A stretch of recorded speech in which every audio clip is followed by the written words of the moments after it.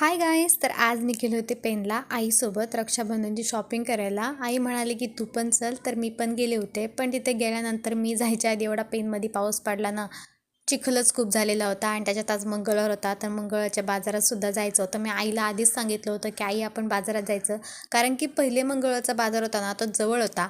पण आत्ता खूप लांब गेलेला आहे, म्हणजे आपल्याला ना 1-2 किलोमीटर चालत जायला लागतं मंगळवारच्या बाजारात जाण्यासाठी. तर आम्ही तशी गेलो आणि या गलीत ना सदैव खूप घाण असते, नुसताना चिखल होता आधी, ते बघितलंच तुम्ही.